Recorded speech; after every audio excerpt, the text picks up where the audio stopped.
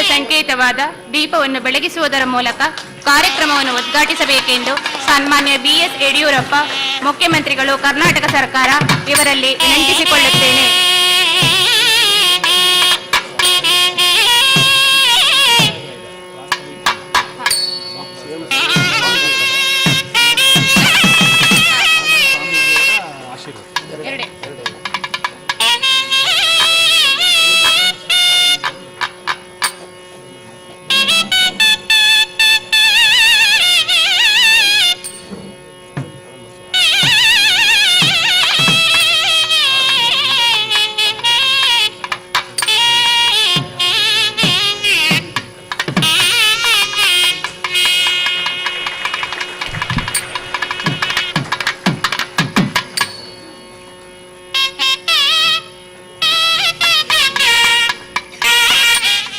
ಉದ್ಘಾಟನೆ ಯಶಸ್ವಿಯಾಗಿ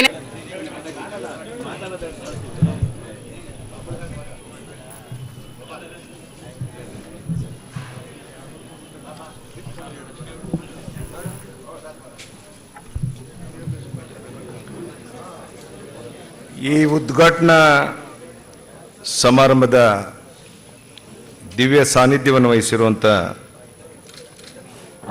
ಪರಮ ಪೂಜ್ಯ ಸುತ್ತೂರು ಶ್ರೀಗಳವರ ಪಾದಾರವಿಂದಗಳಲ್ಲಿ ಭಕ್ತಿಪೂರ್ವಕ ಪ್ರಣಾಮಗಳನ್ನು ಸಲ್ಲಿಸ್ತಾ, ಜಿಲ್ಲಾ ಉಸ್ತುವಾರಿ ಸಚಿವರು, ಈ ಸಮಾರಂಭದ ಅಧ್ಯಕ್ಷರು ಆದಂಥ ಕುಮಾರಿ ಶೋಭಾ ಕರಂದ್ಲಾಜೆಯವರೇ, ನ್ಯಾಯಮೂರ್ತಿಗಳಾದಂಥ ಮಾನ್ಯ ಚಂದ್ರಶೇಖರಯ್ಯನವರೇ, ಶಾಸಕರಾದಂಥ ಸತ್ಯನಾರಾಯಣರವರೇ, ಸಿದ್ದರಾಜವರೇ, ತೋಂಟದಾರ್ಯವರೇ, ಗೃಹ ಮಂಡಳಿ ಅಧ್ಯಕ್ಷರಾದಂಥ ಮಾನ್ಯ ದೇವೇಗೌಡರೇ, ಮಂಜುನಾಥ್ ಅವರೇ, ಕಾನೂನು ವಿಶ್ವವಿದ್ಯಾನಿಲಯದ ಉಪಕುಲಪತಿಗಳಾದಂಥ ಶ್ರೀ ಪಾಟೀಲ್ರೇ, ಈ ಸಂಸ್ಥೆಯ ಅಧ್ಯಕ್ಷರಾದಂಥ ಗುಂಡಪ್ಪ ಗೌಡ್ರೆ, ವೇದಿಕೆ ಮೇಲಿರುವಂಥ ಎಲ್ಲ ಹಿರಿಯರೇ, ಇಲ್ಲಿ ಸೇರಿರುವಂಥ ಆತ್ಮೀಯ ಬಂಧು ಭಗಿನಿಯರೇ, ಮಾಧ್ಯಮದ ಸ್ನೇಹಿತರೆ, ಮೈಸೂರಿನ ಪ್ರತಿಷ್ಠಿತ ಶಿಕ್ಷಣ ಸಂಸ್ಥೆಗಳಲ್ಲಿ ಒಂದಾದ ಈ ವಿದ್ಯಾವರ್ಧಕ ಎಂಜಿನಿಯರಿಂಗ್ ಕಾಲೇಜಿನ ಸಾಹುಕಾರ ಚೆನ್ನಯ್ಯ ಸಭಾಂಗಣದಲ್ಲಿ ಜರುಗಿರುವ ಈ ವಿಶಿಷ್ಟ ಕಾರ್ಯಕ್ರಮವನ್ನು ಸ್ವಾಮೀಜಿಯವರ ಸಮಕ್ಷಮ, ಹಿರಿಯರ ಸಮಕ್ಷಮ ಭಾಳ ಸಂತೋಷದಿಂದ ಉದ್ಘಾಟನೆಯನ್ನು ಮಾಡಿದ್ದೇನೆ. ಪ್ರಜಾತಂತ್ರ ವ್ಯವಸ್ಥೆಯಲ್ಲಿ ಕಾರ್ಯಾಂಗ, ನ್ಯಾಯಾಂಗ, ಶಾಸಕಾಂಗ, ಪತ್ರಿಕಾ ರಂಗ, ಮಾಧ್ಯಮ ಇವು ನಮ್ಮ ಆಧಾರ ಸ್ತಂಭಗಳು ಅಂತ ಕರೀತೇವೆ. ಸ್ವಾತಂತ್ರ್ಯ ಬಂದು 61 ವರ್ಷಗಳು ಕಳೀತಾ ಇದೆ. ಎಲ್ಲ ಪ್ರಜ್ಞಾವಂತರು, ಹಿರಿಯರು ಚಿಂತನೆ ಮಾಡೋ ಕಾಲ ಇದು. ಈ 4 ಆಧಾರ ಸ್ತಂಭಗಳ ಬಗ್ಗೆ ಕ್ರಮೇಣ ಜನರಲ್ಲಿ ವಿಶ್ವಾಸ ಕಡಿಮೆ ಆಗ್ತಾ ಇದೆ. ಪ್ರಜಾತಂತ್ರ ವ್ಯವಸ್ಥೆ ಬಗ್ಗೆ, ಚುನಾಯಿತ ಪ್ರತಿನಿಧಿಗಳ ಬಗ್ಗೆನೇ ಜನ ಒಂದು ಕಡೆ ಜಿಗುಪ್ಸೆ ಪಡ್ತಾ ಇದ್ರೆ, ಮತ್ತೊಂದು ಕಡೆ ನಮಗೆ ಮೇಲ್ಪಂಕ್ತಿ ಹಾಕೋರು ಯಾರನ್ನು ನಾವು ಅನುಸರಿಸಬೇಕು, ಈ ಪರಿಸ್ಥಿತಿ ನಮ್ಮ ಯುವಕರನ್ನು ಕಾಡ್ತಾ ಇದೆ.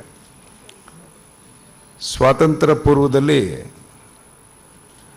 ದೇಶಕ್ಕಾಗಿ ನಾನು ಅಂತ ಯೋಚನೆ ಮಾಡುವಂಥ ಜನ ಬಹಳ ಇದ್ದರು. ಸ್ವಾತಂತ್ರ್ಯ ಬಂದ ಮೇಲೆ ದೇಶ ಇರೋದೇ ನನಗಾಗಿ ಅಂತ ಯೋಚನೆ ಮಾಡೋ ಜನ ಜಾಸ್ತಿ ಆದರು. 21ನೇ ಶತಮಾನ ಅಂದರೆ ಭಾರತೀಯರ ಶತಮಾನ ಅಂತ ಜಗತ್ತು ನಮ್ಮ ಕಡೆ ನೋಡ್ತಾ ಇದೆ. ನಮ್ಮ ತತ್ವ, ನಮ್ಮ ನೀತಿ, ನಮ್ಮ ಸಿದ್ಧಾಂತ, ನಮ್ಮ ಪರಂಪರೆ, ನಮ್ಮ ಕುಟುಂಬ ವ್ಯವಸ್ಥೆ, ನಮ್ಮ ಪದ್ಧತಿ ಇವೆಲ್ಲವೂ ಸಹ ಇವತ್ತಿಗೂ ಸಹ ಜಗತ್ತಿಗೆ ಮೇಲ್ಪಂಕ್ತಿ ಹಾಕುವಂಥ ಸ್ಥಿತಿಯಲ್ಲಿ ನಾವಿದ್ದೇವೆ. ಇಂಥ ವಿಶೇಷವಾದ ಸಂದರ್ಭದಲ್ಲಿ ತಾವೆಲ್ಲ ಹಿರಿಯರು ಶ್ರಮ ಹಾಕಿ ಕರ್ನಾಟಕ ಕಾನೂನು ಮತ್ತು ಸಂಸದೀಯ ಸುಧಾರಣೆ ಸಂಸ್ಥೆ ಹಾಗೂ ವಿದ್ಯಾವರ್ಧಕ ಕಾನೂನು ಕಾಲೇಜಿನವರು ಸಂಯುಕ್ತವಾಗಿ ಹಮ್ಮಿಕೊಂಡಿರುವಂಥ ಈ 2 ದಿನಗಳ ರಾಜ್ಯ ಮಟ್ಟದ ದುಂಡು ಮೇಜಿನ ಸಂವಾದ ಈ ಕಮ್ಮಟಕ್ಕೆ ವಿಶೇಷವಾದ ಮಹತ್ವ ಇದೆ.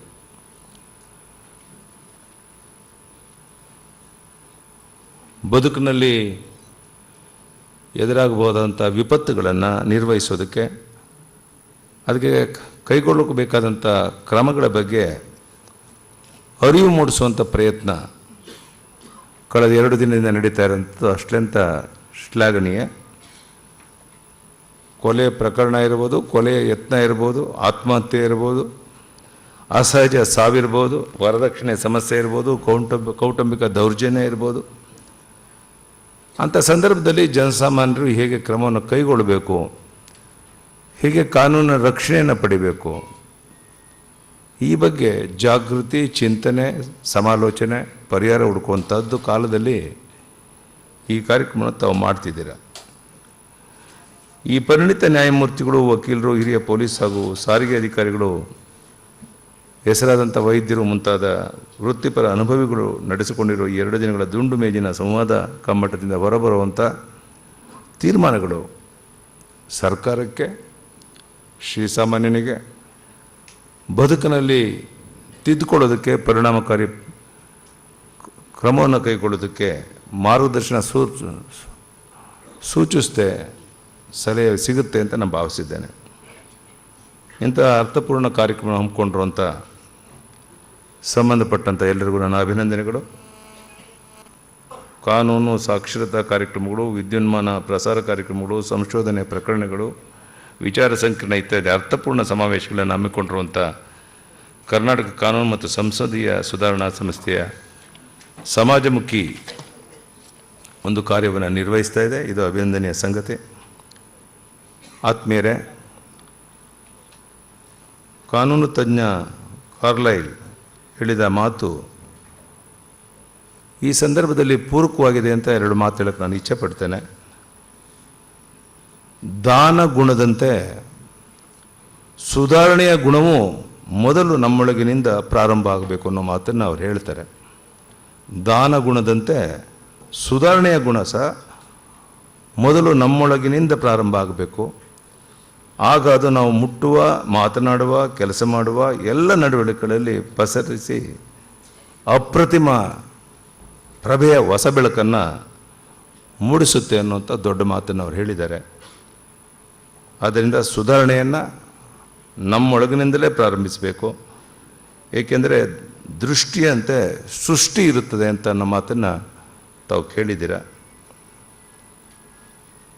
ಈ ಸಾಕ್ಷ್ಯ ಪುರಾವೆಗಳು ನಾಶವಾಗದಂತೆ ನೋಡಿಕೊಳ್ಳುವಂಥದ್ದು, ಕಾನೂನು ಕ್ರಮ, ಪರಿಹಾರ ಹಾಗೂ ಇನ್ನಿತರ ವಿಚಾರ ಕುರಿತಾಗಿ ಶ್ರೀಸಾಮಾನ್ಯನಿಗೆ, ವಿದ್ಯಾರ್ಥಿಗಳಿಗೆ, ವೃತ್ತಿಪರರಿಗೆ ಹಾಗೂ ಅಧಿಕಾರಿಗಳ ಅರಿವನ್ನುಂಟು ಮಾಡುವಂಥ ಈ ಕಮ್ಮಟ ಭಾಳ ಉಪಯುಕ್ತ.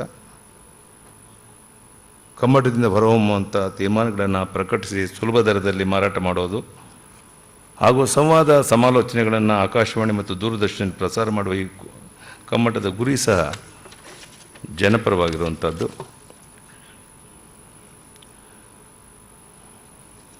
ನಾನು ಈಗಾಗಲೇ ರಾಜ್ಯದ ವಿವಿಧ ಕಾನೂನುಗಳ ಪರಿಷ್ಕರಣೆಗಾಗಿ ಸರ್ಕಾರಕ್ಕೆ ಸಲಹೆ ನೀಡೋದಕ್ಕೆ ನ್ಯಾಯಮೂರ್ತಿ VS ಮಳಿಮಠ ಅವರ ನೇತೃತ್ವದಲ್ಲಿ ಒಂದು ಕಾನೂನು ಆಯೋಗವನ್ನು ರಚಿಸಿದ್ದೇನೆ. ರಾಜ್ಯಾದ್ಯಂತ ನ್ಯಾಯಾಲಯಗಳ ಕಟ್ಟಡಗಳ ಅಭಿವೃದ್ಧಿಗಾಗಿ 25 ಕೋಟಿ ರೂಪಾಯಿ ಆಯವ್ಯಯದಲ್ಲಿ ತೆಗೆದಿಟ್ಟಿದ್ದೇನೆ.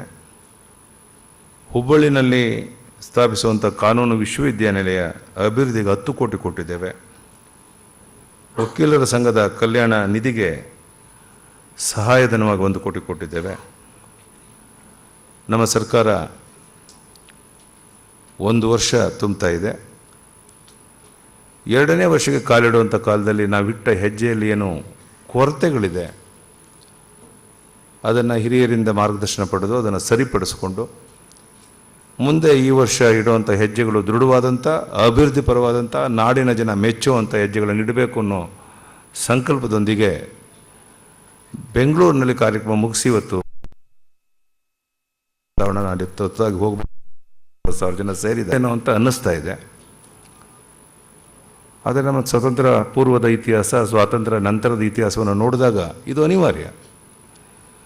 ಒಂದು ದುಃಖ ನನ್ನನ್ನು ಕಾಡಿಸ್ತಾ ಇರುವಂಥದ್ದು ಅಂದರೆ, ಅನ್ಯಾಯವನ್ನು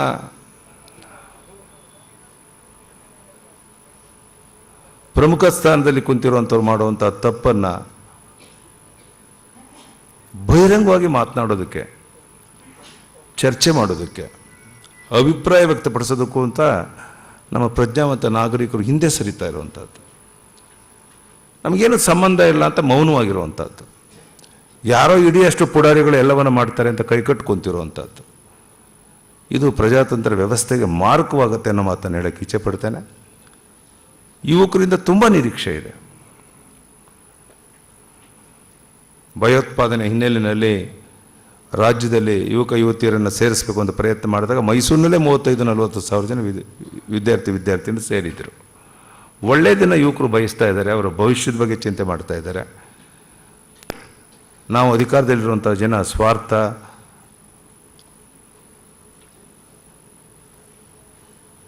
ಎಷ್ಟಿದ್ರೂ ಸಾಲದು, ಮತ್ತಷ್ಟು ಬೇಕು. ಪ್ರಜಾತಂತ್ರ ವ್ಯವಸ್ಥೆಯಲ್ಲಿ ನಮ್ಮ ಮಾಲೀಕರ ಪರವಾಗಿ ಕೆಲಸ ಮಾಡೋಕ್ಕಿರುವಂಥ ಪ್ರತಿನಿಧಿಗಳು ಅರಿವೇ ಇಲ್ಲದೆ ಇರೋದ್ರಿಂದ, ಅದಕ್ಕಾಗಿ ಲೋಕನಾಯಕ ಜಯಪ್ರಕಾಶ್ ನಾರಾಯಣರು ಕರೆ ಕೊಟ್ಟಂಥದ್ದು. ಚುನಾಯಿತ ಪ್ರತಿನಿಧಿಗಳು ತಮ್ಮ ಕರ್ತವ್ಯವನ್ನು ಮಾಡದೇ ಇದ್ದರೆ ಹಿಡಿದು ಕೇಳುವಂಥ ಶಕ್ತಿ, ಅಧಿಕಾರ, ಅಗತ್ಯ ಇದ್ದರೆ ಅವ್ರನ್ನ ವಾಪಸ್ ತಗೊಳ್ಳೋ ಅಧಿಕಾರ ನಿಮಗಿರಬೇಕು. ಈ ಮಾತನ್ನು ಪುಣ್ಯಾತ್ಮ ಹೇಳಿದರು. ಎಲ್ಲಿವರೆಗೆ ಸಮಾಜದಲ್ಲಿ ಎಲ್ಲ ವಿಷಯಗಳ ಬಗ್ಗೆ ಜಾಗೃತಿ ಇರೋದಿಲ್ಲ, ಸತ್ಯವನ್ನು ಮರೆಮಾಚದೆ ನಿರ್ಭೀತಿಯಿಂದ ಮಾತಾಡುವಂಥ ಸ್ವಭಾವವನ್ನು ನಾವು ಬೆಳೆಸ್ಕೊಳ್ಳೋದಿಲ್ಲ, ಬಹುಶಃ ಅಲ್ಲಿವರೆಗೆ ನಾವು ಜಗತ್ತಿನಲ್ಲಿ ತಲೆ ಎತ್ತಿ ಬದುಕೋಕ್ಕೆ ಸಾಧ್ಯ ಆಗುತ್ತೆ ಅಂತ ನನಗೆ ಅನಿಸೋದಿಲ್ಲ. ಇದು ಸಂದರ್ಭ ಅಲ್ಲದೇ ಇದ್ದರೂ ಸಹ ಅನೇಕ ಜನ ತಜ್ಞರು, ಹಿರಿಯರು, ಮೇಧಾವಿಗಳು, ಚಿಂತಕರು ಇಲ್ಲಿರೋದ್ರಿಂದ ಈ ಬಗ್ಗೆ ಸ್ವಲ್ಪ ಚಿಂತನೆ ಮಾಡಿ ಅಂಥೇಳಿ ಕೆಲವು ಮಾತುಗಳನ್ನ ಹೇಳೋ ಪ್ರಯತ್ನ ಮಾಡಿದ್ದೇನೆ. ಯಾರು ಅನ್ಯತಾ ಭಾವಿಸಬಾರ್ದು. ನಿಮ್ಮ ನಂಬಿಕೆ ವಿಶ್ವಾಸಕ್ಕೆ ತಕ್ಕಂತೆ ಪ್ರಾಮಾಣಿಕವಾಗಿ ಈ ನಾಡನ್ನು ಅಭಿವೃದ್ಧಿ ಪಥದಲ್ಲಿ ತಗೊಂಡೋಗೋದಕ್ಕೆ ಪ್ರಯತ್ನ ಮಾಡ್ತೇನೆ. ಬೆಂಗಳೂರು ನಗರದ ಅಭಿವೃದ್ಧಿ ಜೊತೆಗೆ ರಾಜ್ಯದ ಎಲ್ಲ ನಗರಗಳ ಅಭಿವೃದ್ಧಿಗೆ ಪ್ರತಿ ವರ್ಷ ಒಂದು 100 ಕೋಟಿ ರೂಪಾಯಿ ಮೈಸೂರಲ್ಲೂ ಖರ್ಚು ಮಾಡಬೇಕು ಅಂತ ಹೇಳಿದ್ದೇನೆ. ಒಳ್ಳೆಯ ಜಿಲ್ಲಾಧಿಕಾರಿಗಳು, ಒಳ್ಳೆಯ ಅಧಿಕಾರಿಗಳಿದ್ದಾರೆ. ಎಲ್ಲರ ಸಹಕಾರದೊಂದಿಗೆ ಮೈಸೂರನ್ನು ಸಹ ಬೆಂಗಳೂರು ನಂತರ ಒಂದು ಅಭಿವೃದ್ಧಿ ಪಥದಲ್ಲಿ ತಗೊಂಡೋದಕ್ಕೆ ನಾನು ಪ್ರಾಮಾಣಿಕ ಪ್ರಯತ್ನ ಮಾಡ್ತೇನೆ. ಅದಕ್ಕೆ ತಮ್ಮೆಲ್ಲರ ಸಹಕಾರ ಇರಬೇಕು ಅಂತ ಹೇಳ್ತಾ, ಈ ವಿಶೇಷವಾದ ಸಂದರ್ಭದಲ್ಲಿ ನಾನು ಮಾತನಾಡೋದಕ್ಕೆ ನಿಮ್ಮ ಮಧ್ಯೆ ಇರೋದಕ್ಕೆ ಅವಕಾಶ ಮಾಡಿಕೊಟ್ಟಂಥ ಎಲ್ಲ ವ್ಯವಸ್ಥಾಪಕರಿಗೆ ವಂದನೆ, ಅಭಿನಂದನೆಯನ್ನು ಸಲ್ಲಿಸಿ ನನ್ನ ಮಾತನ್ನು ಮುಗಿಸ್ತೇನೆ. ಜೈ ಹಿಂದ್, ಜೈ ಕರ್ನಾಟಕ.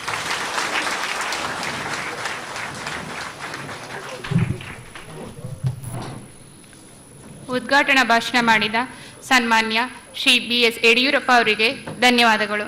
ಕಮ್ಮಟದ ಉದ್ಘಾಟನಾ ಸಮಾರಂಭದ ಅಧ್ಯಕ್ಷತೆಯನ್ನು ವಹಿಸಿರುವ ಕುಮಾರಿ ಶೋಭಾ ಕರಂದ್ಲಾಜೆಯವರು ಅಧ್ಯಕ್ಷನ ಭಾಷಣ ಮಾಡಬೇಕೆಂದು ವಿನಂತಿಸಿಕೊಳ್ಳುತ್ತೇನೆ.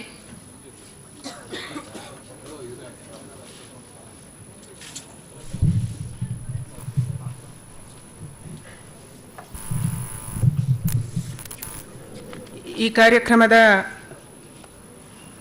ದಿವ್ಯ ಸಾನ್ನಿಧ್ಯವನ್ನು ವಹಿಸಿರುವಂಥ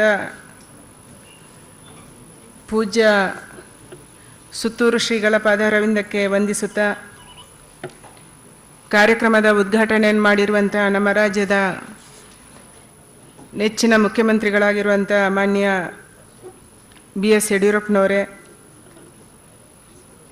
ಈ ಕಾರ್ಯಕ್ರಮದಲ್ಲಿ ವಿಶೇಷವಾಗಿ ಆಗಮಿಸಿ ಇಲ್ಲಿ ಕೂತಿರುವಂಥ ಕಾರ್ಯಕ್ರಮದ ಬೇರೆ ಬೇರೆ ಕಮ್ಮಟಗಳ ಅಧ್ಯಕ್ಷತೆಯನ್ನು ವಹಿಸಲಿಕ್ಕಿರುವಂಥ ನ್ಯಾಯಮೂರ್ತಿಗಳಾದ N. ಚಂದ್ರಶೇಖರಯ್ಯನವರೇ, ಮುಖ್ಯ ಅತಿಥಿಗಳಾಗಿ ಬಂದಿರುವಂಥ ಡಾಕ್ಟರ್ JS ಪಾಟೀಲ್ ಅವರೇ,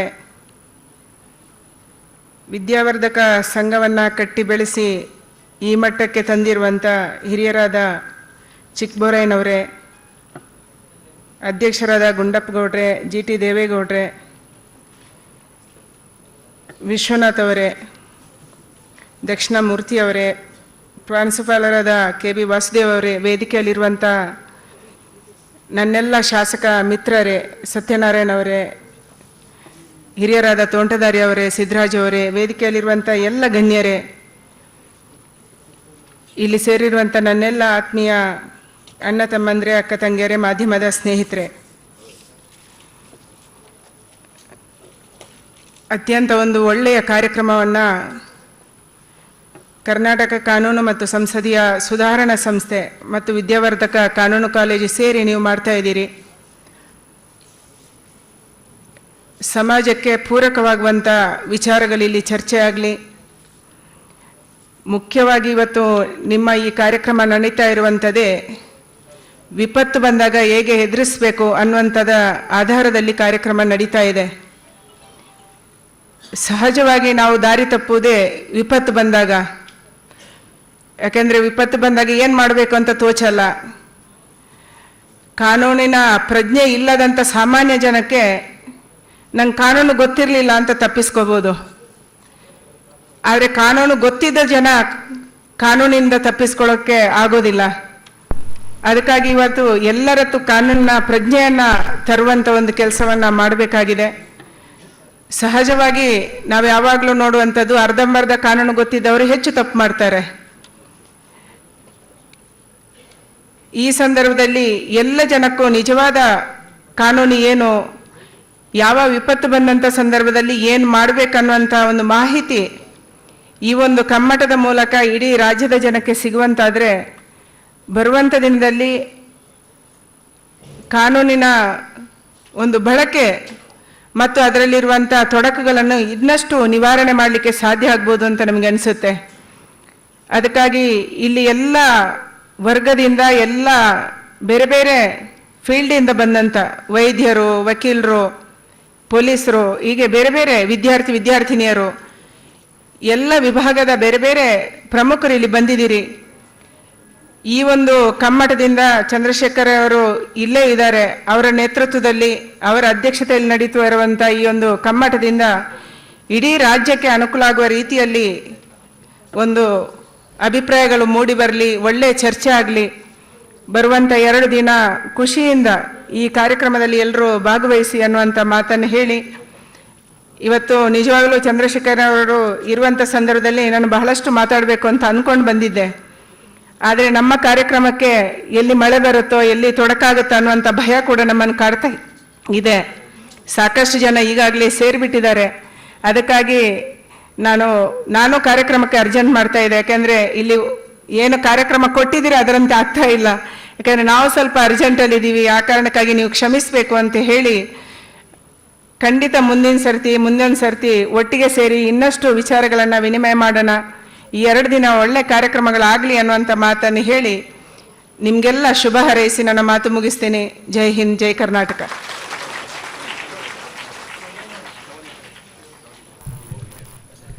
ಮಾನ್ಯ ಸಚಿವೆ ಕುಮಾರಿ ಶೋಭಾ ಕರಂದ್ಲಾಜೆಯವರಿಗೆ ಧನ್ಯವಾದಗಳು. ಜಗದ್ಗುರು ಶ್ರೀ ಶ್ರೀ ಶ್ರೀ ದೇಶಿಕೇಂದ್ರ ಮಹಾಸ್ವಾಮಿಗಳು ಈಗ ಆಶೀರ್ವಚನವನ್ನು ನೀಡಬೇಕೆಂದು ವಿನಮ್ರವಾಗಿ ವಿನಂತಿಸಿಕೊಳ್ಳುತ್ತೇನೆ.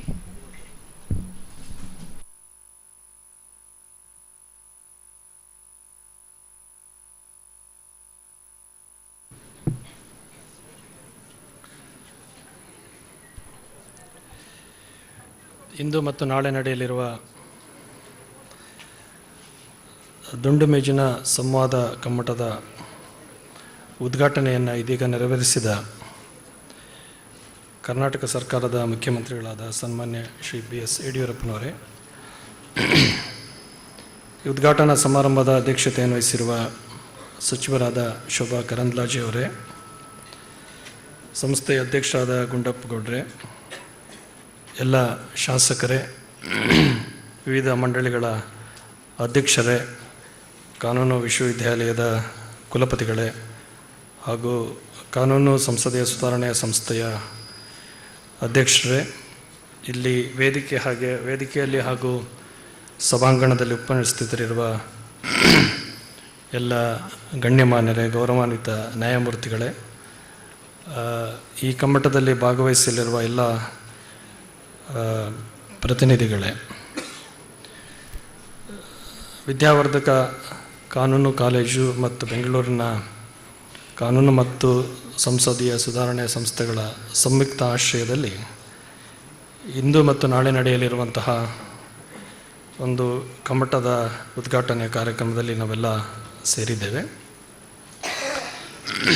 ಇಂದಿನ ದಿನಮಾನಕ್ಕೆ ಅತ್ಯಂತ ಪ್ರಸ್ತುತವೂ ಅಗತ್ಯವೂ ಆಗಿರುವಂತಹ ವಿಷಯವನ್ನು ಕುರಿತು ಇಲ್ಲಿ 2 ದಿವಸಗಳು ಇಲ್ಲಿ ಸಂವಾದ ನಡೀತಾ ಇದೆ.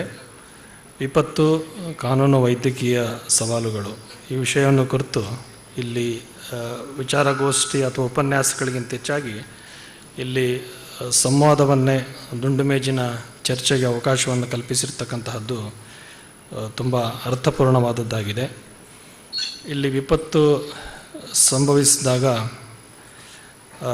ಅವರಿಗೆ ವೈದ್ಯಕೀಯ ನೆರವು ನೀಡುವಂತಹದ್ದು, ಕಾನೂನಿನ ರೀತಿಯಲ್ಲಿ ಅವರಿಗೆ ಬೇಕಾದಂತಹ ಎಲ್ಲ ಮಾಹಿತಿಗಳನ್ನು, ಸವಲತ್ತುಗಳನ್ನು ಒದಗಿಸಲಿಕ್ಕೆ ಹೇಗೆ ಎಲ್ಲವೂ ಅದಕ್ಕೆ ಪೂರಕವಾಗಿರಬೇಕು ಅನ್ನೋದ್ರ ಬಗ್ಗೆ ಇಲ್ಲಿ ಚರ್ಚೆಯನ್ನು ನಡೆಸುವ ಪ್ರಯತ್ನ ನಡೀತಾ ಇದೆ. ವಿಪತ್ತುಗಳು ಸಂಭವಿಸಿದಾಗ ಮನುಷ್ಯನಿಗೆ ಮುಖ್ಯವಾಗಿ ಬೇಕಾದಂತಹದ್ದು ಹೃದಯವಂತಿಕೆ. ಆ ನೋವಿನಲ್ಲಿ ಸಿಕ್ಕಂತಹ ವ್ಯಕ್ತಿಗಳಿಗೆ ಆ ನೋವಿನಿಂದ ಹೊರಗೆ ಬರಲಿಕ್ಕೆ ಬೇಕಾದಂತಹ ಅಗತ್ಯವಾದಂತಹ ಎಲ್ಲ ಸೌಲಭ್ಯಗಳನ್ನು, ಸವಲತ್ತುಗಳನ್ನು ಸಂದರ್ಭದಲ್ಲಿ ಒದಗಿಸಬೇಕಾದಂತಹದ್ದು ತುಂಬ ಅಗತ್ಯವಾದಂತಹದ್ದು. ಆ ಸಂದರ್ಭಗಳಲ್ಲಿ ಕೂಡ ಚಿಕಿತ್ಸೆ ನೀಡೋರಿರ್ಬೋದು, ರಕ್ಷಣೆ ಕೊಡೋರಿರಬಹುದು,